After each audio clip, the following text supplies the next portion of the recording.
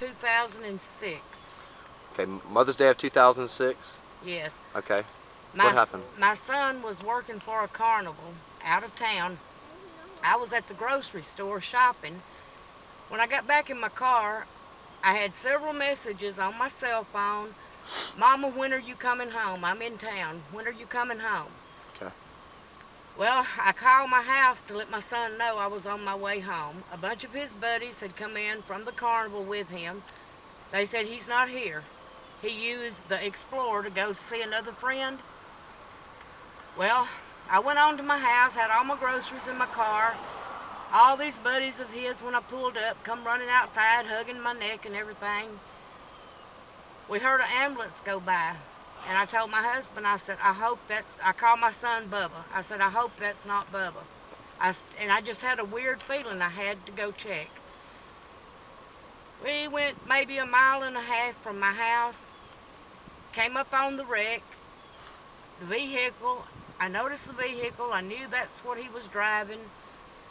All kinds of tools, everything, all in the road.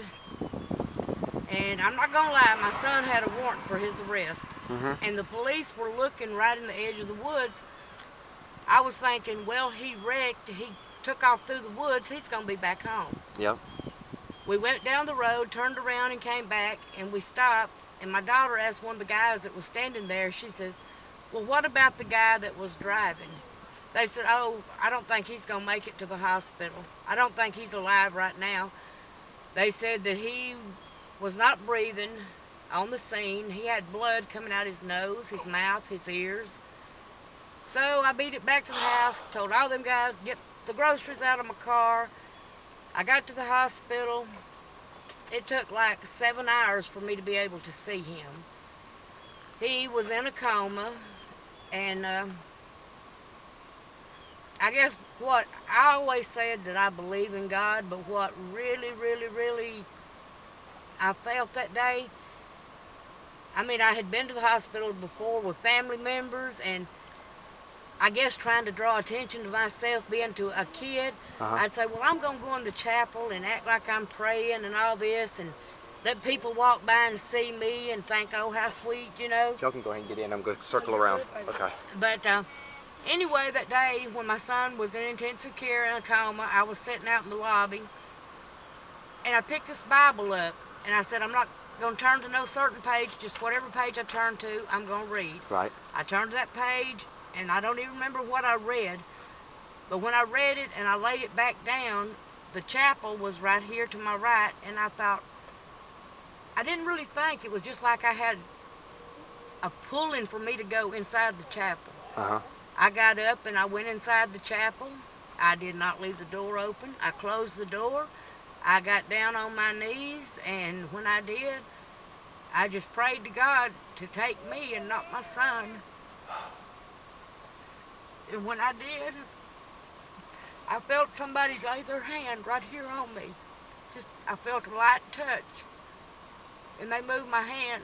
I mean, they moved their hand, and it was, I think, what, the next day, my son woke up. He had to learn how to talk, dress himself, walk, everything over again, and he don't have all of his memory back, but he's got most all of his memory back. He's walking, talking, almost 100% back to normal.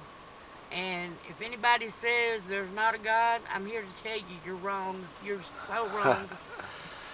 And that's it. Do you love your son? With all of my heart. With all of my heart. Where do you see love? Do you see it every day?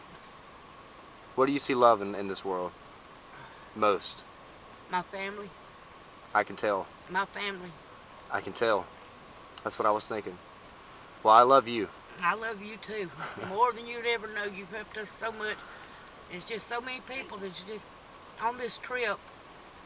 I mean, it was a bad situation with my granddaughter, and we had to get her and my grandbabies out of there. Do And you it, do you mind me saying? She told me earlier what it was. Do you mind me saying that, or would you be willing to say what that was? It's important for people to hear what you guys did, when she was in an abusive relationship, right? the guy she was with has been very abusive to her. This time he took a metal spatula, beat her up and down her back, in her head, cut a piece of her finger off, and just, with his kids right there watching, you know. Yeah. And all these people that's helped us on this trip, it's like it's a sign from God, you know, saying we're here to help you to get her out of that, you know. Well, I didn't know you guys, and it's been a pleasure meeting you. And don't be scared to tell every person you meet I love you. That's what this is all about. And are you going to take the challenge and make videos? Oh, sure. Well, I won't make them because, You've already got one up. But well, I'll... Will you challenge other people to do it? Oh, yes, I will. I All right. won't make one because I'm not that smart on computers. I just kind of got to where I can go to yahoo.com, you know. I'm sure somebody will help you out. Oh, yeah. I got computer whizzes back there. Well, you guys drive safe, okay? Okay, and thank you. Get straight to an AutoZone or something. Love you, Matt. Love you too.